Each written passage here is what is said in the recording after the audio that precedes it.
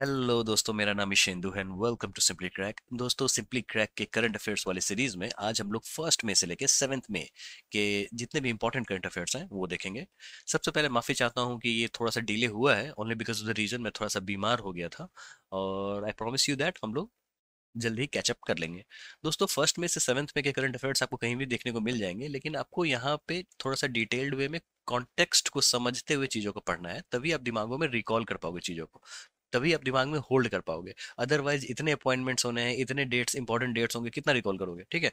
जब आप पढ़ने के समय में उसको किसी न किसी ट्रिक के माध्यम से या फिर उसके पूरे कॉन्टेक्स्ट के माध्यम से, यानी कि हेडर और फुटर फुटर लगा के, मतलब एक इन्फॉर्मेशन है और इस पे आपने हेडर लगा दिया और फुटर लगा दिया, इससे क्या होगा? तो आपके दिमाग में ये चीजें स्टोर हो जाएंगी। ठीक है, तो इस तरीके से अगर आप पढ़ोगे ना, तो फिर आपको एग्जाम में इजीली रिकॉल हो जाएगा। तो चलिए स्टार्ट करते हैं। सबसे पहला सवाल है, who assumed the position of a vice chief of naval staff on May 1, 2024? 1 मई 2024 को नौसेना स्टाफ के रूप में उप प्रमुख का पद किसने ग्रहण किया? तो दोस्तों, ये ग्रहण किया है वाइस एडमिरल कृष्ण स्वामीनाथन। ये जो है, उन्होंने ही ये ग्रहण किया है। इनके बारे में थोड़ा सा जान लो, इसमें कुछ ज्यादा पढ़ना है नहीं। ये देखो, पीछे में नेशनल वॉर मेमोरियल है जो दिल्ली में है। और वाइस एडमिरल कृष्णा स्वामीनाथन 1 मई को इन्होंने ये चार्ज लिया है, और किसमें? तो as a vice chief of Indian navy. ठीक है, और इससे पहले ये चीफ ऑफ द पर्सनल हुआ करते थे, अब इन्होंने चार्ज लिया है। तो इसमें कुछ ज्यादा जानना नहीं है, बस नाम जान लो, कृष्णा स्वामीनाथन। आगे देखते हैं। Who recently took charge of the presiding officer of the Securities Appellate Tribunal (SAT)? अब ये क्या होता है सिक्योरिटीज एपेलेट ट्रिब्यूनल, मैं बताता हूँ। उससे पहले हम लोग यहाँ पे जान लेते हैं वो कौन से ऐसे व्यक्ति हैं जिन्होंने हाल ही में प्रिजाइडिंग ऑफिसर के रूप में सिक्योरिटी एपेलेट ट्रिब्यूनल को संभाला है। तो दोस्तों, इसका सही उत्तर है जस्टिस दिनेश कुमार। अब थोड़ा सा समझते हैं जो क्या है ये। देखो, ये व्यक्ति हैं जस्टिस दिनेश कुमार। अब सिक्योरिटीज एपेलेट ट्रिब्यूनल की बात करें तो ऐसा है, जो सेबी एक्ट बना था, securities and exchange board of India act 1992 में। वैसे आपको बता दें, सेबी अस्तित्व में आया था 1988 में। कैसे मुझे याद है? ये बी है ना, मैंने इसको इस तरीके से याद रखा है, जो ये 8 है। ठीक है, और इस तरीके से मैंने ये याद कर रखा है। तो जब मुझे याद हो सकता है तो आपको भी याद हो सकता है। तो अब समझो, सेबी पहले स्टैब्लिश हुआ था 1988 में, उसके बाद इसको एक एक्ट बना दिया गया 1992 में। ठीक है, तो सवाल जैसे आएंगे तो उस पर आपको फोकस करना है। ये आपको किसी भी कॉम्पिटेटिव एग्जाम्स की किताब में मिल जाएगा। ठीक है, याद कैसे करना है वो हमने आपको बता दिया। ठीक है, तो ये जो सेबी होता है वो आपको सिक्योरिटीज जो होते हैं ना, उस पे वो एक तरीके की नजर रखता है, रेगुलेटरी बॉडी है ये। और आप ये समझो, जो उसी में एक सिक्योरिटीज एपलेट ट्रिब्यूनल होते हैं।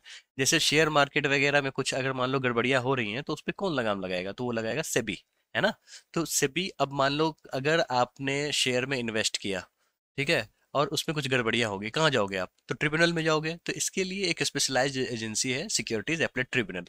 जब हमारे यहाँ जुडिशरी है, तो फिर इसकी जरूरत कैसे पड़ गई, क्या पड़ गई, क्यों जरूरत है इन सब चीजों की, एपलेट ट्रिब्यूनल की? तो जरूरत है दोस्तों, ये क्या करता है ना, जो आपको एक तरीके से स्पेशलाइज्ड एजेंसी बना दिया जाता है, और इसको थोड़ा सा जुडिशियल पावर दे दिया जाता है, ताकि आप एक पर्टिकुलर डोमेन में काम करते रहो और चीजों को कंट्रोल करके रखो। ठीक है, तो फिर जो सैट होता है, उसमें एक प्रिजाइडिंग ऑफिसर होता है और दो अलग मेंबर होते हैं। प्रिजाइडिंग ऑफिसर अभी हो गए जस्टिस दिनेश कुमार। कौन इनको ये बहाल करता है? तो central government in consultation with the chief justice of India और इज नॉमिनी। ठीक है, और पावर कौन सा होता है? तो power of a civil court. इतना अगर आपको जानकारी हो गई तो फिर वो काफी है। हाँ, अगर मान लो सिक्योरिटीज एपेलेट ट्रिब्यूनल ने आपको कुछ ऐसा फैसला दे दिया जो आपके पक्ष में ना हो, तो आप सुप्रीम कोर्ट जा सकते हो। ठीक है, चलिए। ये हो जाने के बाद सेबी के बारे में हम लोगों ने अच्छे से समझ लिया। अब मुझे नहीं लगता है कि आप कभी गलत करोगे। Which organisation achieved a significant milestone with the successful flight test of the supersonic missile assisted release of torpedo system, यानी कि स्मार्ट सिस्टम। दोस्तों, टॉर्पीडो क्या होता है? तो देखो, ऐसा है, जो ये मान लो सबमरीन है, ये पानी में होता है ना, इस तरीके से एक इसका एक स्नॉर्केल होता है, मतलब इससे ये हवा अंदर आती है और ये पूरा का पूरा पानी में होता है। तो फिर जहाज से टॉर्पीडो चलाया जाता है और इसको मार के गिराया जाता है, सबमरीन को मारा जाता है। ठीक है, तो इसी यहीं पे ये टॉर्पीडो हो गया। तो अब पूछ रहा है, जो किस संगठन ने टॉर्पीडो स्मार्ट प्रणाली के सुपरसोनिक मिसाइल असिस्टेड रिलीज के सफल उड़ान के परीक्षण के साथ एक महत्वपूर्ण मील का पत्थर हासिल किया? दोस्तों, अब यहाँ पे बाकी के ऑप्शंस देखो, और आपको देख के अंदाजा लग जाएगा, अगर आपको नहीं भी पता होगा जो कौन हो सकता है, अगर इसके बारे में आपने कभी नहीं पढ़ा है, फिर भी आप ऑप्शंस देख के अंदाजा लगा सकते हो। देखो, ऐसा है, जो ISRO, Indian space research organisation, इससे उसको कोई मतलब नहीं है टॉर्पीडो से। हिंदुस्तान एरोनॉटिक्स लिमिटेड, ये हेलीकॉप्टर वगैरह बनाता है, तेजस वगैरह बनाता है ना। उसके बाद BARC, Bhabha atomic research centre, इससे उसका कोई लेना देना नहीं बचा। डीआरडीओ, डीआरडीओ ही मिसाइल वगैरह, टॉर्पीडो वगैरह बनाता है, तो सही उत्तर हो गया डीआरडीओ। अब थोड़ा सा सुपरसोनिक इसके बारे में समझते हैं। Supersonic missile assisted release of torpedo smart system, ठीक है, जिसने जिसका सफल परीक्षण हुआ APJ Abdul Kalam island off the coast of Odisha. पिछले मंथ के करंट अफेयर्स में मैंने आपको बताया था जो डीआरडीओ के कौन कौन से लॉन्चिंग साइट है, इस पे सवाल आते हैं, तो आपको एक बार देख लेना चाहिए। तो ये बेसिकली जो स्मार्ट टॉर्पीडो है, ये लाइट वेट टॉर्पीडो है, डीआरडीओ के द्वारा बनाया गया है। ये इन्फॉर्मेशन मुझे कहाँ से मिली, तो पीआईबी, प्रेस इंफॉर्मेशन ब्यूरो। चलिए, on which date is international labour day celebrated, अंतर्राष्ट्रीय श्रम दिवस किस तारीख को मनाया जाता है? इंपॉर्टेंट क्वेश्चन है, कॉम्पिटेटिव एग्जाम्स में आते हैं। इसका सही उत्तर है May 1, ठीक है। 1 मई को लेबर डे मनाया जाता है। काफी कॉमन सवाल है, मुझे लगता है बहुतों को इसके बारे में पता होगा, लेकिन क्यों मनाया जाता है, क्या ये आपको जानकारी है? तो देखो, ऐसा है, जो इंटरनेशनल लेबर डे जो है, वो आपको वर्कर्स कुछ जो थे वो पहले 16-16 घंटे काम करते थे, तो उन्होंने विरोध किया और 8 घंटे काम करने की मांग रखी। कहाँ पे? तो 1886 की बात है, हे मार्केट अफेयर इन शिकागो। तभी से लेबर डे मनाया जाता है 1 मई को। एक तरीके का वर्कर्स यूनियन भी इसके बाद ही डेवलप होना शुरू हुआ, ठीक है। What is the primary goal of China's Chang Chang'e 6 mission? दोस्तों, ये बेसिकली लूनर मिशन है। और इसका इसका गोल क्या है? तो देखो, टू एक्सप्लोर मार्स बिल्कुल नहीं, टू स्टडी अर्थ एटमॉस्फेयर बिल्कुल नहीं, to collect sample from the far side of the moon, right. तो ये एक तरीके का सैंपल रिटर्न मिशन है। दोस्तों, सैंपल रिटर्न मिशन मून की बात करें तो इसके बारे में भी हमने पिछले मंथ के करंट अफेयर्स में हमने अच्छे से डिस्कस किया है। अगर आप जाके वीडियो देखोगे तो आपको चीजें पता चलेंगी। तो कभी कभी आपको सवाल इस तरीके से भी आ सकता है, जो चेंज मिशन किसका है, तो वो है चाइना का, ठीक है दोस्तों। और ये है किस लिए? To collect samples from the far side of the moon. अब थोड़ा सा चेंज के मिशन ओवरव्यू को थोड़ा सा जान लो। ये हाल ही में अभी लॉन्च किया गया है, तो ये कॉम्पिटेटिव एग्जाम्स के लिए इंपॉर्टेंट है। मिशन का नाम है चेंज 6, ठीक है। किसके द्वारा? तो China national space administration, China का जो आपको, जैसे हमारे यहाँ इसरो होता है, चाइना में सीएनएसए होता है। तो क्या कोई आदमी लेके आएगा वहां से सैंपल? बिल्कुल नहीं, ये रोबोटिक लूनर एक्सप्लोरेशन मिशन है। और ये चाइना का दूसरा सैंपल रिटर्न मिशन है। मिशन डिटेल की बात कर लेते हैं। जो वहां पे जाएगा, चाइना जाएगा और चांद से मिट्टी लेके आएगा और उस पर एक्सपेरिमेंट होगा। नेम सेक की बात करें तो ये नाम पड़ा कैसे? तो वहां पे चाइनीज मून गॉडेस हुआ करते थे, चेंज, उनके नाम पे ये पड़ा है। लॉन्च कब हुआ? तो May 3, 2024। एक्सपेक्टेड ड्यूरेशन कितना है टोटल ओवरऑल मिशन का? तो 53 डेज। इतना अगर आप जान लोगे तो बहुत ही ज्यादा हो जाएगा, ठीक है, काफी है। अब बस आपको याद नहीं करना, आपको अब तो पता चल ही गया होगा जो चेंज मिशन क्या है, लूनर मिशन है, सैंपल रिटर्न मिशन है, कहाँ का मिशन है, तो चाइना का इसरो क्या है, तो सीएनएसए है ना। बस काफी है इतना आपके लिए। Where was India's first constitution park inaugurated? Bharat का पहला संविधान पार्क का उद्घाटन कहाँ किया गया? दोस्तों, कभी भी कुछ भी कॉम्पिटेटिव एग्जाम्स में फर्स्ट करके जो होता है ना, फर्स्ट या फिर वन ऑफ इट्स काइंड होता है, तो वो कॉम्पिटेटिव एग्जाम्स के लिए इंपॉर्टेंट हो ही जाता है ना। तो दिल्ली, चेन्नई, पुणे, कोलकाता, ये आपके पास ऑप्शन है। सही उत्तर है पुणे, ठीक है। अब इसके बारे में थोड़ा सा जान लो। ऐसा है, जो इंडियन आर्मी और पुनीत बालन ग्रुप, कोई होगा ग्रुप, ठीक है, उन्होंने मिलके इंडिया फर्स्ट कॉन्स्टिट्यूशन पार्क बनाया गया है। कहाँ पे? तो पुणे में। जैसा कि यहाँ पे इमेज में देख सकते हो, ये संविधान की प्रस्तावना है, यानी कि प्रियम्बल है। जो पहला जो पेज होता है ना, जो बताता है जो एक्चुअली में संविधान है क्या, what is the purpose of the constitution. उसके बाद आप यहाँ पे देख सकते हो जो संविधान के जितने भी इम्पोर्टेंट, कैसे बना संविधान, उसके बारे में यहाँ पे विंडो बना हुआ है। वहां पे लोग जाएंगे और एज अ गैलरी के रूप में पढ़ेंगे, है ना। अच्छा है, लोगों को अपने संविधान के बारे में जानना चाहिए। दोस्तों, माफ़ करना, मुझे अभी भी थोड़ा सा ये है, मतलब तबीयत थोड़ी सी नासाज है, या नाजार क्या होता है, जो भी है, वटेवर। तो इसीलिए थोड़ा सा बोलने में दिक्कत आ रही है, इसके लिए माफ़ी चाहता हूँ मैं। Ruang volcano recently seen in news due to the eruption is located in which country? दोस्तों, ऐसा है, जो ये हाल ही में न्यूज में देखने को मिला था, जो इंडोनेशिया में रुआंग वॉल्केनो जो है उस वो इरप्ट हुआ। इसकी फोटोग्राफ मैं आपको दिखाऊंगा, और आप देखो फोटोग्राफ। जो यहाँ पे देखो, पहले ऐसा दिखता था और ये इरप्ट हो गया। हमारे यहाँ भी अब इस पहले ये समझो, जो रुआन वॉल्केनो जो फटा ना, तो इसके कारण क्या है, जो एसिड हवा में बिखरने शुरू हुए, और फिर जब ये एसिड सेटल हुए तो इसके कारण से एयरपोर्ट्स वगैरह को बंद कर दिया गया। वहां पे अभी हाल ही में एक और वॉल्केनो फटा है, ठीक है। तो अब एक चीज देखने को मिल रहा है, जो आजकल वोल्केनोज बहुत ज्यादा फट रहे हैं। Coming back to the thing, अब हमारे यहाँ कौन सा एक्टिव वॉल्केनो है, तो बैरन आइलैंड जो है हमारे यहाँ अंडमान सी में एकमात्र एक्टिव वॉल्केनो है इंडियन सब कॉन्टिनेंट में। ठीक है। और वहां पे आपको पता होगा, जो ये देखो ऐसे इंडिया का मैप है, मान लो, sorry for the bad drawing, यहाँ पे हमारा अंडमान निकोबार है, तो ये आपको एक तरीके से चेन है सुमात्रा से म्यांमार वोल्केनो का, तो हमारे यहाँ पड़ता है बैरन आइलैंड। ठीक है। अब यही चीजें कंटिन्यू होके चली जाती हैं इंडोनेशिया, और वहीं पे ये रुआंग वोल्केनो है। ठीक है दोस्तों। तो सवाल आपको कॉम्पिटेटिव एग्जाम्स में आएगा, जो which is the only active volcano in our country, the right answer is Barren Island. ठीक है। कहाँ पे है ये, तो अंडमान एंड निकोबार में। Who received the green Oscar Whitley gold award 2024? Green Oscar Whitley gold award 2024 किसे मिला? तो दोस्तों ये मिला है पूर्णिमा पूर्णिमा देवी बर्मन। तो क्या आपको इस तरीके से सवाल आएंगे? इसीलिए मैं कहता हूँ, जो कभी भी आप कॉन्टेक्स्ट में पढ़ो चीजों को। ठीक है। अब ऐसा है, जो अगर आप करंट अफेयर्स पढ़ोगे तो आपको दिख जाएगा, जो ग्रीन ऑस्कर जो है, आ, जिसको वाइटली गोल्ड अवार्ड भी कहते हैं, वो किसको मिला है इस बार, तो पूर्णिमा देवी बर्मन, है ना। लेकिन कभी कभी आपको इस तरीके से भी सवाल आ जाएंगे, जो ग्रीन ऑस्कर किसको कहते हैं, या फिर पूर्णिमा देवी बर्मन के बारे में और भी चीजें पूछी जा सकती हैं। तो फिर थोड़ा सा कॉन्टेक्स्ट को बढ़ाते हुए देख लेते हैं। देखो ये जो महिला है ना, यही है पूर्णिमा देवी बर्मन। इनके सर पे देख रहे हो क्या है, एक तरीके का चिड़िया है, जिसको हम लोग कहते हैं स्टॉर्क, जिसका लोकल नाम है हार्गिल। ठीक है दोस्तों। आपको यहाँ पे देख रहे हैं ना, तो इसके प्रोटेक्शन के लिए इन्होंने एक अच्छा खासा मूवमेंट स्टार्ट किया है। ठीक है।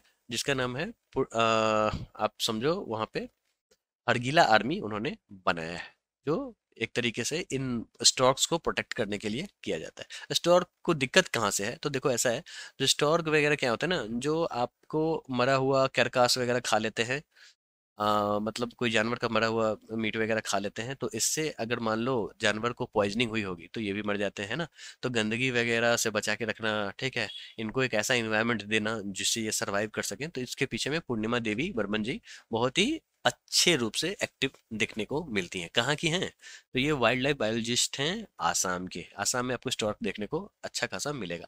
बेसिकली स्टॉर्क आपको ये जो मान लो ये हिमालयन रेंज है ना टोटल, यहाँ पे ओवरऑल पूरा देखने को मिलता है, लेकिन सबसे ज्यादा असम, मेघालय, ये सब पे ज्यादा देखने को मिलता है। ठीक है। अब आते हैं यहाँ पे एक चीज चलो समझो, जो व्हाइटनी अवार्ड्स जो है, व्हाइटली अवार्ड्स, जो कि एनुअली मिलता है व्हाइटली फंड ऑफ नेचर, WFN के द्वारा।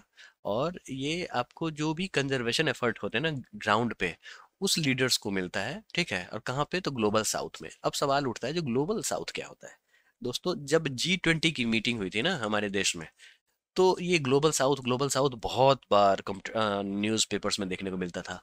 और ये है क्या, तो देखो ऐसा है, जो पहले होता क्या था ना, जो first world country, third world country, तो ये जो थर्ड वर्ल्ड कंट्री जो है ना, जिसमें इंडिया भी आता है, अभी थोड़ा सा हम लोग पीछे रह गए हैं, पिछड़ा हो गया, तो इसको अब थोड़ा सा यूफेमिस्टिक नेम, मतलब कहने का मतलब जो ज्यादा बुरा ना लगे, तो इसको अब हम लोग ग्लोबल साउथ बुलाते हैं। इसमें सिर्फ हम ही लोग नहीं है, अफ्रीका भी है, एशिया भी है, लैटिन अमेरिका भी है। ठीक है।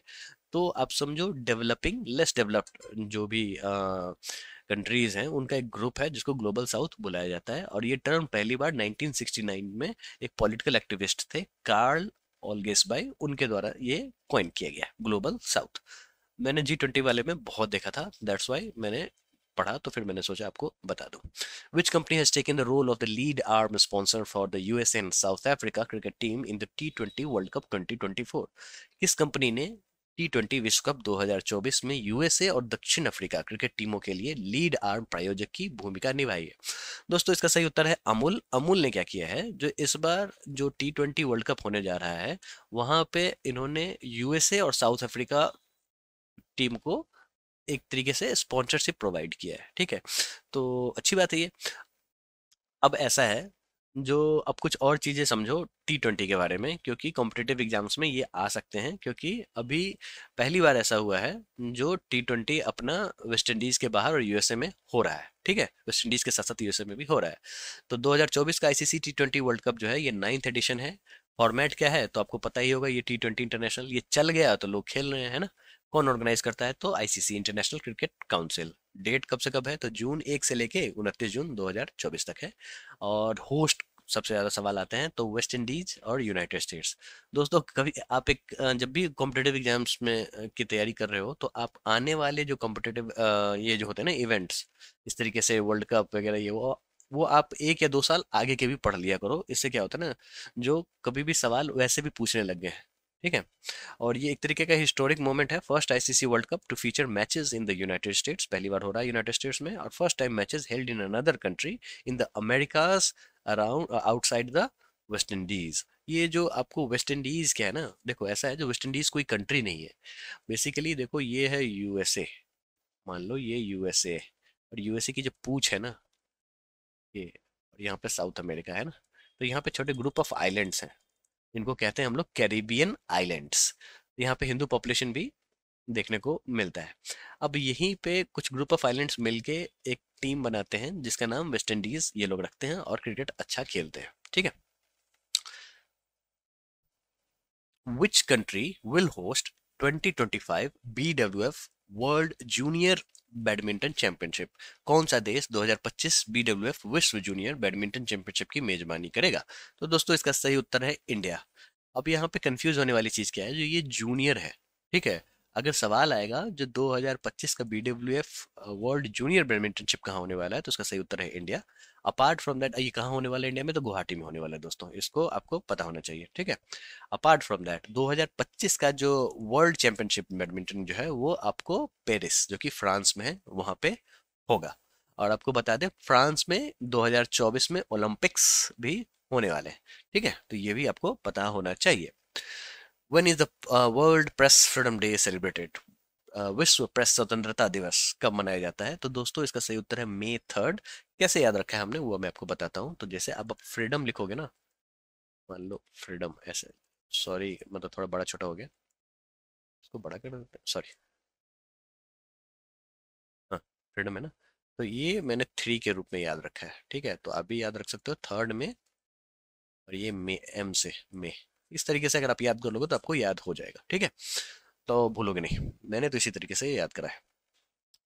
प्रेस फ्रीडम डे 2024 का जो है उसका थीम भी बड़ा इंपॉर्टेंट है। थीम क्या है? तो journalism in the face of environmental crisis. ठीक है दोस्तों, और ये यहाँ पे देख सकते हैं। थीम क्या हुआ? A press for the planet, journalism in the face of environmental crisis. ठीक है दोस्तों, अब यहाँ पे कुछ कुछ चीजें समझो। ऐसा है, जो प्रेस फ्रीडम डे किसके द्वारा मनाया जाता है? यहाँ पे देख सकते हो ना, यूनेस्को, यहाँ पे आप देख सकते हो ना, तो बेसिकली यूएन जो होता है ना, उनका इसमें रोल होता है। लेकिन जो प्रेस फ्रीडम का जो इंडेक्स जारी करते हैं वो दूसरी एजेंसी होती है, जो हम लोग आगे देखेंगे। ये सही है question. Which Indian state launch the inaugural astro tourism campaign titled नक्षत्र सभा? ठीक है दोस्तों, किस भारतीय राज्य ने नक्षत्र सभा नामक पहला एस्ट्रो पर्यटन अभियान शुरू किया है? तो दोस्तों इसका सही उत्तर है उत्तराखंड। अब ऑप्शन है उत्तराखंड, हिमाचल प्रदेश, केरला, राजस्थान। अगर इस ऑप्शन में लद्दाख होता तो मैं कंफ्यूज हो जाता, क्योंकि लद्दाख से हमारा स्काई बहुत ही क्लियर दिखता है। ठीक है, तो लेकिन हाँ आपको पता होना चाहिए जी, ये उत्तराखंड ने शुरू किया है नक्षत्र सभा। ठीक है, तो आपको पता है जो चार धाम भी यहीं पे है, तो इस तरीके से आप रिलेट करके याद कर सकते हो, इंपॉर्टेंट है ये। क्या होता है ये? तो एक्चुअली में ऐसा है ना, जो उत्तराखंड टूरिज्म डेवलपमेंट बोर्ड जो है उसने स्टार स्केप्स कोई कंपनी है उसके साथ पार्टनरशिप किया है, ताकि एस्ट्रो टूरिज्म को बढ़ावा दिया जा सके, और इसका नाम रखा उन्होंने नक्षत्र सभा। और इसमें क्या करेंगे ये लोग, जो एस्ट्रो टूरिज्म एक्सपीरियंस लोग हैं उसको मुहैया कराएंगे। जैसा कि आप यहाँ पे देख सकते हो, जो आप तारे देखो, स्टार गेजिंग होगा, सोलर ऑब्जर्वेशन होगा, एस्ट्रो फोटोग्राफी होगा। ठीक है, तो यही सारी चीजें आपको देखने को मिलेंगे, जहां से क्लियर स्काई दिखता है वहां पे ये लोग करेंगे। In the world Press Freedom index 2024 what is India's rank in 180 countries? दोस्तों इसका सही उत्तर है 159। ठीक है, और हम लोग समझो 2 अंक ऊपर गए हैं। ठीक है, तो ये अच्छी बात है, लेकिन अभी भी बहुत ही बेकार स्थिति में है हम लोग। ठीक है, जब आपको पता है जो हमारे यहाँ प्रेस का क्या हाल है, किस तरीके के न्यूज़ दिखाए जाते हैं, मेन मेन मुद्दों से भटका हुआ होते हैं हम लोग। ठीक है, India's position to the latest annual World Press Freedom Index released by Reporters Sans Borders, या फिर रिपोर्टर्स विदाउट बॉर्डर्स। सैंस का मतलब होता है विदाउट। ठीक है दोस्तों, इसको आपको पता होना चाहिए। और ये हम लोग इस बार 159th आए हैं आउट ऑफ 180 कंट्रीज। ठीक है, जो पहले कितने थे, तो 161 थे। ठीक है, तो ये आपको जानकारी होना चाहिए, जो 2 पायदान ऊपर आए हैं। लेकिन स्थिति अभी भी बहुत खराब है, हम लोग पाकिस्तान से पीछे हैं। तो यानी कि पाकिस्तान के जो प्रेस हैं वो गवर्नमेंट को क्रिटिसाइज करते हैं उनकी नीतियों को लेके, लेकिन हमारे यहाँ थोड़ा सा दिक्कत चल रहा है। टॉप 10 की बात करें तो नॉर्वे, डेनमार्क, स्वीडन, ठीक है, जो जितने भी नॉर्डिक कंट्रीज हैं वहाँ पे इन सब चीज़ों में थोड़ा सा बेटर देखने को मिलता है। Netherland, Finland, Estonia, Portugal, Ireland, Switzerland, Germany. यहाँ पे क्या होता है ना, जो अगर आम आदमी के हक को मारा जाएगा तो फिर पत्रकार ही ऐसे होते हैं जो कि थर्ड पिलर के रूप में डेवलप होते हैं, सॉरी फोर्थ पिलर के रूप में डेवलप होते हैं। और जब ये फोर्थ पिलर ही अगर सरकार के प्रति बोलने लग जाए, तो मतलब सरकार के लिए ही काम करने में लग जाए, चरण वंदना में लग जाए, तो दिक्कतें आती है। बॉटम 10 की बात करते हैं तो सबसे बुरा हाल है इट्रिया, सीरिया जो भी जहाँ पे वॉर ट्रोडन कंट्री है ना, जहाँ पे वॉर वगैरह होती है, जहाँ पे क्लासेस हैं, इथनिक क्लासेस वगैरह है, वहाँ पे बहुत बुरा हाल है। ठीक है, जहाँ पे गवर्नमेंट स्टेबल नहीं है वहाँ पे तो और भी बुरा हाल है। जैसे अफगानिस्तान, नॉर्थ कोरिया, ईरान। अभी ईरान में हाल ही में वहाँ के बहुत बड़े लीडर को मार दिया गया है ना।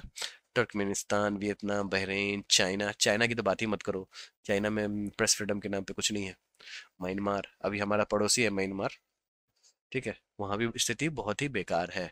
लेकिन हमसे बेटर स्थिति में पाकिस्तान है। ठीक है, अब मैं ज़्यादा इसके बारे में बात करूंगा तो ये ध्रुव राठी का शो हो जाएगा। आगे बढ़ते हैं। Who has been appointed as the president of the Goods and Services Tax Appellate Tribunal? जैसा कि मैंने आपको बताया, जो एपलेट ट्रिब्यूनल कैसे काम करता है, क्या होता है, वो आपने देख लिया जब हमने सिक्योरिटीज एपलेट ट्रिब्यूनल सेट, जो कि सेबी का एक महत्वपूर्ण अंग है, उसके बारे में बात की थी। अब आते हैं goods and services tax appellate tribunal के हेड अब कौन है, प्रेसिडेंट अब कौन है। तो दोस्तों इसका सही उत्तर है Sanjay Kumar Mishra.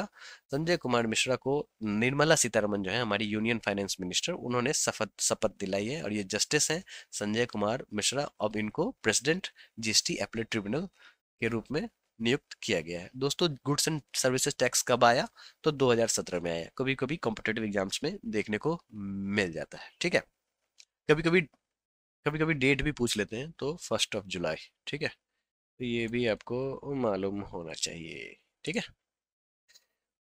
Who is slated to be honored with Cannes Ordinary Palme d'Or Award, अगर मैं सही प्रोनाउंस कर रहा हूँ, during the Cannes film festival opening ceremony. Cannes film महोत्सव के उद्घाटन समारोह के दौरान कान मानद पाल्मे दियोर पुरस्कार से किसे सम्मानित किया जाना है। दोस्तों ये किया जाना है मेराइल स्ट्रीप। क्या किया जाना है, अभी हो गई है सम्मानित। ठीक है, यही है मेराइल स्ट्रीप। ठीक है। अब कांस फिल्म फेस्टिवल कहाँ पे होता है, ये भी कॉम्पिटेटिव एग्जाम्स में आ जाता है। तो ये जो कांस है, केन्स है, जो भी कह लो, ये फ्रांस में है। ठीक है दोस्तों।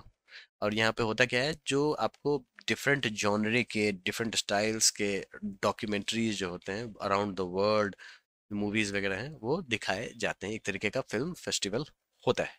ठीक है दोस्तों। अब एक और लेटेस्ट न्यूज़ है, जो कि कल ही मैंने देखा था अखबार में, तो मैंने सोचा इसको आपको बता दूं, क्योंकि कॉम्पिटेटिव एग्जाम्स में ये भी आ सकता है। ठीक है, तो कांस 2024 में इस बार अमूल के जो एमडी हैं, उन्होंने क्या किया है, मंथन, एक मूवी बनी थी अमूल के द्वारा। हुआ क्या था, जो जितने भी फार्मर्स थे उन्होंने 2-2 रुपए दिए थे, और इस तरीके से यहाँ पे देख सकते हो जो नंबर है, 10 लाख रुपए, यानी कि 5 लाख फार्मर्स मिलके इन्होंने एक तरीके का एक डॉक्यूमेंट्री बनाया था, मंथन। श्याम बेनेगल बेनेगल ने इसको डायरेक्ट किया था। तो इसी को रिस्टोर करके, ठीक है, इसी फिल्म को रिस्टोर करके दिखाया गया है कांस में, इन अ 4K रिस्टोरेशन। मतलब इस मूवी को 4K बना के वहां पे दिखाया गया था। और इस फिल्म में क्या दिखाया गया था, जो वर्गीज कुरियन जो थे अमूल के फाउंडर, ठीक है, हमारे यहाँ मिल्क मैन ऑफ इंडिया इनको कहा जाता है, ये भी आपको पता होना चाहिए, कॉम्पिटेटिव एग्जाम्स के लिए इंपॉर्टेंट है। ठीक है, तो हमारे यहाँ जो व्हाइट रेवोल्यूशन क्रांति, जो सफेद क्रांति, श्वेत क्रांति जो लाने वाले हैं, वो वर्गीज कुरियन है। और इन्होंने ही मिल्क कोऑपरेटिव बनाया था आनंद, गुजरात में, जो बाद में अमूल बना। हमारे यहाँ one of the biggest cooperatives में से एक है अमूल। ठीक है दोस्तों, तो ये आपको पता होना चाहिए। और ये इंडिया का पहला क्राउड फंडेड फिल्म था। ठीक है, तो ये भी आपको पता होना चाहिए। क्राउड फंडेड क्या होता है, तो क्राउड के द्वारा फंड किया गया चीज है ना। What is the foreign portfolio investor FPI limit set by the RBI for the government securities, GSEC? Fiscal year 2024-2025। दोस्तों इसका सही उत्तर है 6%। जो हमारे यहाँ फॉरेन पोर्टफोलियो इन्वेस्टर पे एक तरीके से एक लिमिट लगाई लगाई जाती है, क्यों लगाई जाती है वो भी मैं आपको बताऊंगा। ठीक है, वो है 6%, ये आप समझो। तो सवाल इससे तो देखने को मिलेगा ही मिलेगा। अपार्ट फ्रॉम दैट ये एफपीआई होता क्या है वो समझो। उससे पहले आप ये समझो कि कभी भी सरकार को कुछ खर्च करना होता है तो पैसा कैसा होता है, अपने मन से थोड़ी ना छाप देते हैं। तो वो निकालते हैं गवर्नमेंट सिक्योरिटीज। ठीक है। और इस और इसको इन्वेस्टर्स खरीदते हैं या फिर बैंक जो होते हैं ना, वो इसका इस्तेमाल करते हैं पैसा उठाने के लिए आरबीआई से। ठीक है, जिसको गवर्नमेंट सिक्योरिटीज कहते हैं, जीसेक्स भी कहते हैं। ठीक है। तो आप अगर मान लो कोई फॉरेन कंपनी हो तो आपने क्या किया है, जो इंडियन शेयर अगर आपने बहुत सारे खरीदे हैं तो उसमें गवर्नमेंट सिक्योरिटी जो होगा ना, आप 6% से ज़्यादा नहीं ले सकते, क्योंकि इससे आपको एक तरीके का वॉलेटिलिटी आने की संभावना होती है। क्योंकि ऐसा है, जो आपको तो पैसे से मतलब है, हमारे देश के तरक्की से तो कोई मतलब है ना, नहीं है ना। आपको तो पैसे से मतलब है। अगर आप यूएस के हो, सिटीजन हो, कंपनी हो, आप इंडिया में इन्वेस्ट कर रहे हो, आप देख रहे हो कि मेरा मुनाफा कहाँ से हो रहा है। तो होता क्या है, जो आपने मोटा पैसा लगा दिया as a FPI, foreign portfolio investor, आपने इंडियन कंपनी पोर्टफोलियो में इन्वेस्ट कर दिया और फिर आपने एकाएक खींच दिया, पैसा वापस ले लिया। तो इससे क्या होगा ना, जो हमारे यहाँ इंस्टेबिलिटी आ जाएगी, वोलेटिलिटी आ जाएगी। ठीक है, तो आपने समझ लिया जो ये एफपीआई होता क्या है। और एक टर्म है एफपीआई के साथ साथ एफडीआई, यानी कि फॉरेन डायरेक्ट इन्वेस्टमेंट। दोनों में डिफरेंस क्या है वो समझो। ऐसा है, जो एफडीआई में क्या होता है ना, जो कैपिटल एसेट्स बनाए जाते हैं, और एफपीआई में ऐसा कुछ नहीं है। वो actually basically stocks and bonds जो होते हैं, जो कि अवेलेबल फॉर एक्सचेंज होते हैं, वो उसमें लगाए जाते हैं। ये पोर्टफोलियो हो गया बेसिकली, और ये डायरेक्ट इन्वेस्टमेंट हो गया। ठीक है, जिसमें आपको एंटरप्राइज जो होते हैं, एफडीआई में एंटरप्राइज जो होते हैं, उसमें एक तरीके का इन्वेस्टमेंट किया जाता है और वो एसेट्स क्रिएट करते हैं। तो अब एफडीआई वाले जो होते हैं वो रोल ऑफ एक्टिव इन्वेस्टर होते हैं। अब इसका एग्जांपल अब ये समझो, जैसे मान लो मैं यूएस की कंपनी हूँ जिसका नाम है स्काई, इंडिया का कोई कंपनी है टाटा। अब एक तरीके की लिमिट के हिसाब से टाटा स्काई दोनों पार्टनर में उतर गए टाटा स्काई के नाम से इंडिया में। ठीक है, और हम लोग टीवी में ब्रॉडकास्टिंग सर्विसेज देख रहे हैं। सिमिलरली बिरला सन लाइफ हो गया, सन लाइफ बाहर की कंपनी है, बिरला यहाँ की कंपनी है। इस तरीके से आप लोग मिलके इन्वेस्ट कर रहे हो, तो इसको कहते हैं एफडीआई। ठीक है दोस्तों, एफपीआई क्या हो गया, तो फिर आपका ये कोई इंडियन पोर्टफोलियो है, कोई इंडियन कंपनी है या फिर जो भी है, आपने सीधे इसमें पैसा लगा दिया सॉफ्ट फॉर्म में। ठीक है, आपने इसके एसेट्स में नहीं लगाया है, आपने इसके स्टॉक्स में लगाया है, और ये कभी भी आप खींच सकते हो। ठीक है, तो यही डिफरेंस है एफडीआई एंड एफपीआई में। एफडीआई थोड़ा स्टेबल होता है, एफपीआई स्टेबल नहीं होता है। मार्केट को खराब करने में एफपीआई का बहुत बड़ा रोल होता है। ठीक है, तो ये सारी चीजें आपको दिमाग में रखनी होगी। और जब आप फ्री में होगे, मतलब समय होगा, फ्री समय होगा, तो आप आराम से इसको पढ़ लेना। ठीक है। What which pharmaceutical company admitted that its Covishield vaccine can cause rare side effects? किस दवा कंपनी ने स्वीकार किया कि इसकी कोविशील्ड वैक्सीन दुर्लभ दुष्प्रभाव पैदा करती है? दोस्तों, ये एस्ट्राजेनेका कंपनी है। अब सीरम इंस्टीट्यूट मत समझ लेना। ठीक है, मैं इसको भी बताता हूँ आपको। ठीक है, एस्ट्राजेनेका कंपनी है। ठीक है, उसने ये स्वीकारा है जो कोविशील्ड वैक्सीन के दुष्प्रभाव भी देखने को मिले हैं। अब तो कोविशील्ड के अलावा भी जो वैक्सीन है वो भी दुष्प्रभाव में देखने को मिले। ठीक है, apart from that Pfizer, Moderna जो है, ये सब भी वैक्सीन इन्होंने भी बनाया था। ठीक है, लेकिन अब समझो एस्ट्राजेनेका के बारे में। एस्ट्राजेनेका जो है ना, यूनिवर्सिटी ऑफ ऑक्सफोर्ड के साथ मिलके उन्होंने बनाया कोविशील्ड वैक्सीन। अब इसका प्रोडक्शन इंडिया में सीरम इंस्टीट्यूट ऑफ इंडिया ने किया। इसका कौन हेड है, तो आधार पूनावाला। ठीक है, और ये जो कोविशील्ड है, इसके कारण जो साइड इफेक्ट्स देखने को मिलते हैं, सबसे पहली बात, ये रेयर साइड इफेक्ट है लेकिन देखने को तो मिले हैं। तो वो है आपको थ्रोम्बोसाइटोपेनिया सिंड्रोम। तो बेसिकली ब्लड के क्लॉट्स बन जाते हैं, खून के थक्के बन जाते हैं। इसके कारण स्ट्रोक आने की संभावना, हार्ट अटैक आने की संभावना बढ़ जाती है। समझ में आ रहा है? ये है कहानी। दोस्तों, कारण क्या है? कारण ये है ना, जब कोविड आया तो उस समय में वैक्सीन बनाने की मारामारी चली। ठीक है, और सब लोग ऑलरेडी परेशान थे, स्टाफ क्रंच था, रिसर्च एंड डेवलपमेंट में उतना पैसा है नहीं। ठीक है, क्योंकि एक वैक्सीन को बनाने में सालों साल लग जाते हैं। अभी आपको एक एक साल के अंदर में वैक्सीन बनाना है, तो it's a very tough thing. समझे? तो फिर होता क्या ना, जो इंसान बन जाता है गिनी पिग। गिनी पिग क्या होता है, जिसपे एक्सपेरिमेंट किया जाता है, सुइयां लगाई जाती है। ठीक है, वो देखने के लिए जो ये सुई उसके लिए कैसा साबित होता है ना। तो बेसिकली यही हुआ है, जो इंसान बन गया गिनी पिग, क्योंकि किसी तरीके से लोगों को तो बचाना था ना। तो यही है, उसी का साइड इफेक्ट यहाँ पे देखने को मिला है। अभी जो वैक्सीन्स वगैरह जो बन रही है, अब इसके साइड इफेक्ट्स वगैरह, not Covid, apart from that, जो और भी जो वैक्सीन्स हैं उसके साइड इफेक्ट्स वगैरह अब धीरे धीरे कम होते गए हैं, क्योंकि R&D में बहुत ज़्यादा खर्चा किया गया है और नए नए रूप में वैक्सीन्स डेवलप होते आ रहे हैं। तो ओवरऑल मेरा कहने का मतलब यह है, जो वैक्सीन को बनाने में बहुत ज़्यादा टाइम लगता है, और अगर जहाँ पे कम टाइम लगेगा तो समझो वहाँ पे इंसान पे एक्सपेरिमेंट किए जाने हैं। What is FWD-200B? FWD-200B क्या है? India's first Angénieux bomber UAV aircraft, new generation AI tool by Google, a cancer drug, military exercise. दोस्तों इसका सही उत्तर है India's first indigenous bomber UAV aircraft. दोस्तों यूएवी का मतलब होता है अनएम्ड एरियल व्हीकल। अब क्या है, ये देखो, ये इमेज है एक तरीके का अनएम्ड, इसका नाम है FWD-200B, India's first indigenous military grade bomber unmanned aerial UAV. ऐसा लग रहा है जिस स्कूल के बच्चों ने बनाया है, ठीक है, लेकिन है बहुत ही काम का। ठीक है। और किसके द्वारा बनाया गया है? ये बनाया गया है flying wedge defence and aerospace technologies. कोई कंपनी होगी जिसने बनाई होगी। Which organization received RBI approval to establish a subsidiary in Gift City? Gift city क्या होता है दोस्तों? ऐसा है, उसको मैं बताता हूँ, उससे पहले इस सवाल को सॉल्व करने की कोशिश करते हैं। इसका सही उत्तर है REC। ठीक है। अब ये REC क्या है वो भी बताते हैं। तो ऐसा है, जो REC जो कंपनी है उसको मिला है RBI की तरफ से एक तरीके का अप्रूवल, जो आप गुजरात के गिफ्ट सिटी में अपना सब्सिडियरी खोल सकते हो। गुजरात का गिफ्ट सिटी क्या है? तो ऐसा है दोस्तों, मान लो मैं बहुत अमीर आदमी हूँ, ठीक है, मेरे पास करोड़ों रुपए हैं। तो फिर मैं अगर स्टॉक्स में लगाऊंगा, ठीक है, तो स्टॉक्स को इधर से उधर कर दूंगा, ठीक है, ये स्टॉक ऊपर चला जाएगा, दूसरा नीचे चला जाएगा। जब मैं पैसे खींचूंगा, ठीक है, तो फिर ये स्टॉक नीचे चला जाएगा। समझ रहे हो? तो एक तरीके से वॉलेटिलिटी आती है। लेकिन मेरे जैसे बहुत सारे अमीर लोग एक जगह बैठेंगे और पहुंचेंगे गिफ्ट सिटी, ठीक है, जिसका नाम है Gujarat international finance tech city. एक तरीके का स्मार्ट सिटी, जहाँ पे बहुत सारा पैसा एक बार में लगाया जाता है। ठीक है। यहाँ पे बहुत बड़े लेवल पे बुलियन एक्सचेंज होता है, बोलियां लगाई जाती हैं। ठीक है। इससे पहले हमें दुबई जाना पड़ता था, लेकिन मोदी जी ने इसे सोचा जो हम गुजरात में बनाएंगे, यहाँ पे बड़ी बड़ी बड़े बड़े फाइनेंशियल इंस्टीट्यूशंस होंगे जो कि करोड़ों रुपए लगाएंगे। ठीक है। और इसको as a green field project के रूप में डेवलप किया गया। ग्रीन फील्ड प्रोजेक्ट क्या होता है? ग्रीन फील्ड प्रोजेक्ट ये होता है जो शुरुआत से बनाया जाता है। ब्राउन फील्ड प्रोजेक्ट क्या होता है? जैसे मान लो पहले से कोई प्रोजेक्ट है, इसको हमने एक तरीके से ठीक ठाक कर दिया और इसी के ऊपर में कोई प्रोजेक्ट बना दिया, तो वो हो गया ब्राउन फील्ड। जो शुरुआत से बनाया जा रहा है फ्रॉम स्क्रैच, वो होगा ग्रीन फील्ड प्रोजेक्ट। ठीक है।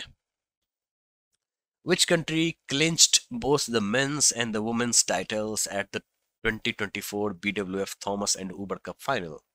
किस देश ने 2024 BWF Thomas and Uber cup final में पुरुषों और महिलाओं दोनों के खिताब जीते? दोस्तों इसका सही उत्तर है चाइना। ठीक है। और ये हुआ कहाँ था? तो ये हुआ भी था चाइना में। ठीक है। कभी कभी कॉम्पिटेटिव एग्जाम्स में पूछ देंगे जो उबेर कप जो है वो कहाँ होता है, ठीक है, या फिर किस चीज़ के लिए होता है, इससे भी सवाल आते हैं। ठीक है।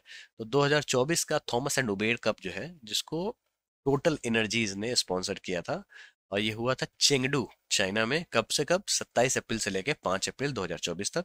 और इंडिया जो था, जो है वो आपको चाइना से क्वार्टर फाइनल में हार जाता है।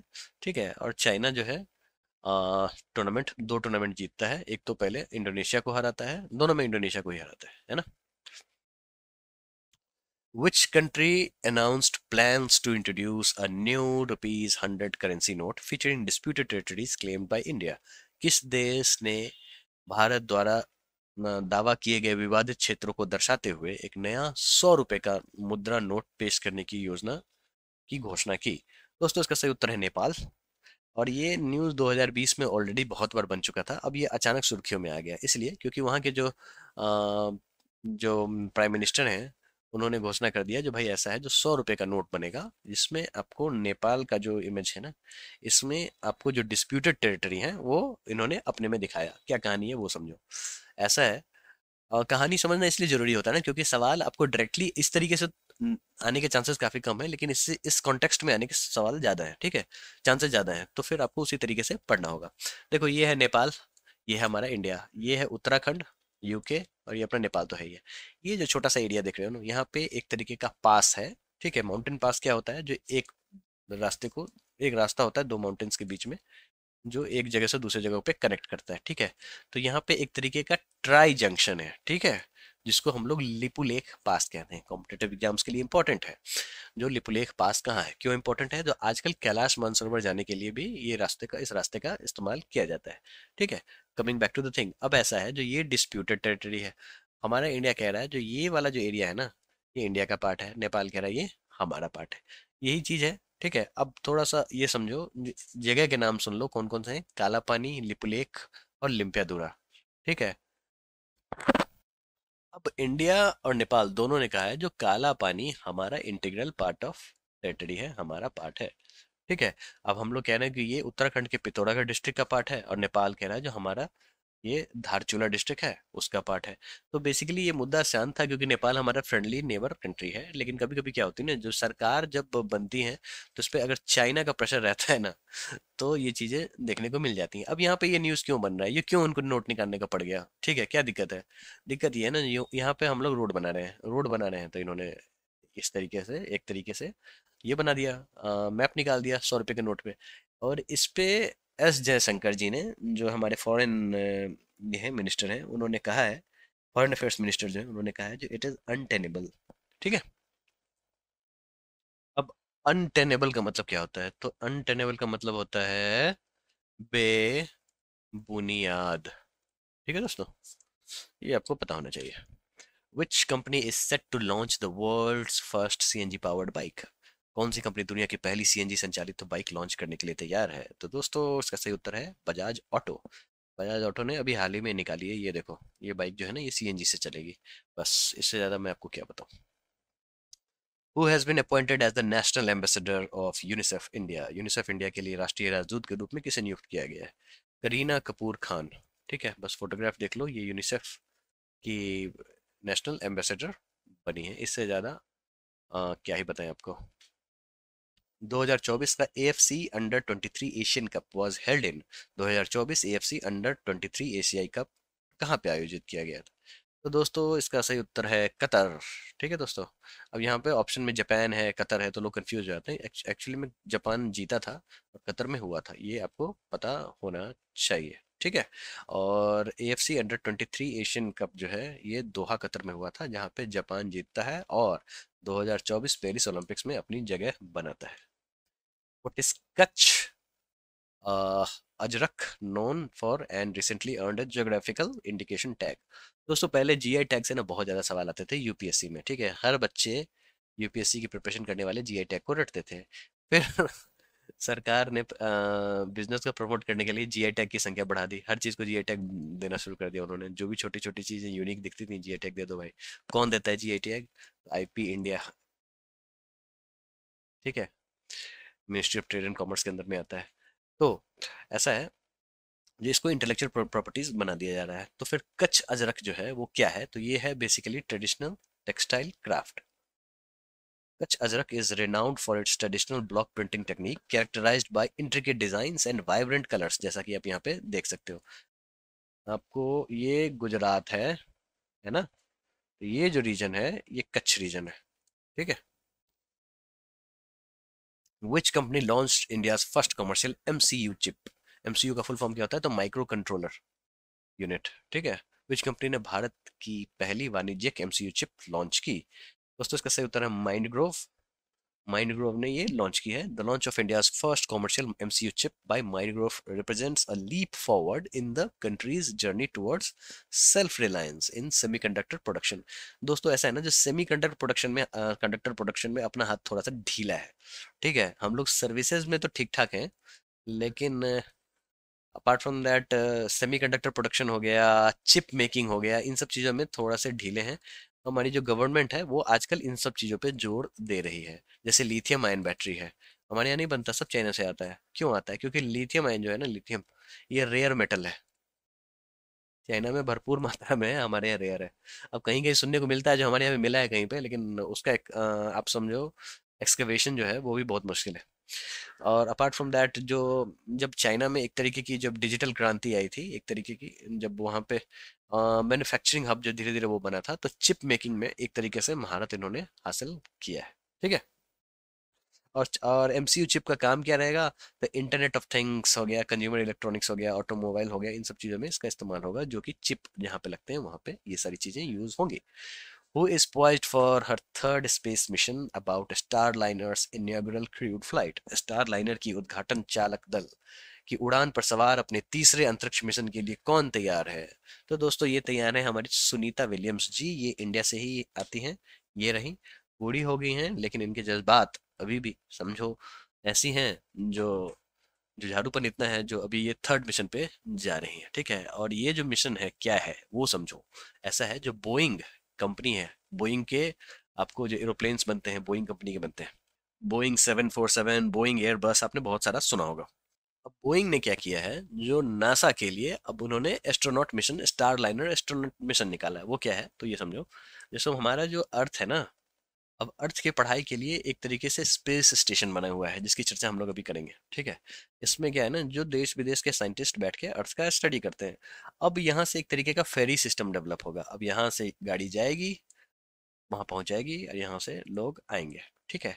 जो बोइंग लॉन्च कर रहा है first ever Starliner astronaut mission for NASA in 2024। ठीक है।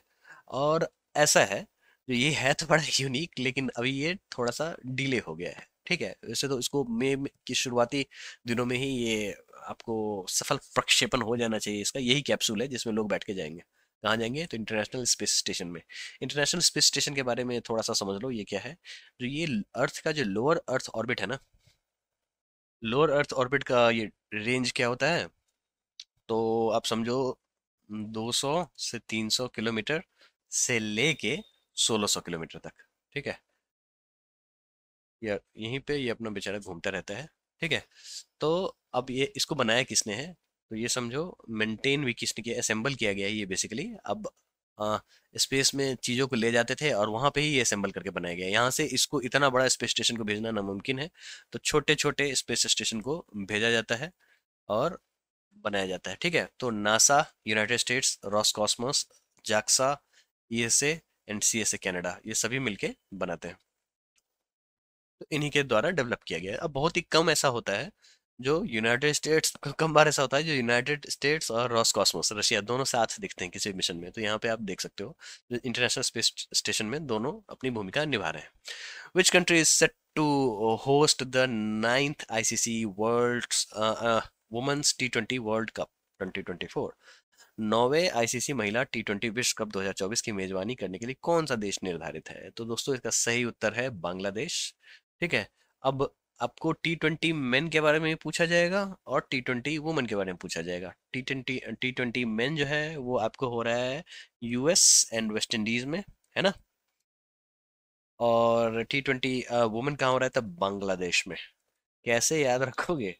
ऐसे याद रखोगे, जो महिलाएं बेंगल पहनती हैं। ठीक है। बेंगल मतलब चूड़ियाँ। द T20, क्योंकि मैं खुद भूल जाता हूँ तो ऐसे ही याद रखता हूँ। The 2024 ICC women's T20 world cup is the ninth edition of the tournament, is scheduled to be hosted in Bangladesh from October 3 से लेके अक्टूबर 20th 2024।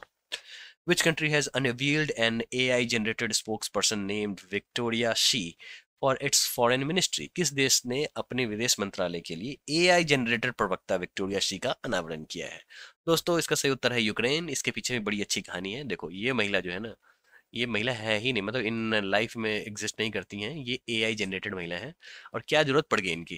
तो ऐसा है, जो आपको पता होगा, जो रशिया और यूक्रेन अपने आप में लड़ कट रहे हैं, मर रहे हैं ना। तो अब ऐसा है, जो कोई प्रवक्ता तो आके बोलेगा नहीं। ठीक है। तो इन्होंने एआई जनरेटेड पर प्रवक्ता बनाया है, स्पोक्स पर्सन बनाया है, जो कि वॉर की जानकारी देगा। ठीक है। अब ये रशिया और यूक्रेन का जो वॉर है, अब ये अपने तीसरे साल में प्रवेश कर रहा है, समझ रहे हो। इसके कारण हमारे यहाँ जो भारत से जो मेडिकल के स्टूडेंट्स जाते थे यूक्रेन में, वो भी बहुत ज़्यादा प्रभावित हुए। When is the World Asthma Day 2024 observed? Right answer is May 7। मैंने कैसे याद रखा है, तो 7 जो होता है ना वो आपको सांस नहीं लेने देगा। May 7, ठीक है, सांस में, इस तरीके से आप याद रख सकते हो, ठीक है। May 7 विश्व अस्थमा दिवस 2024 कब मनाया जाता है?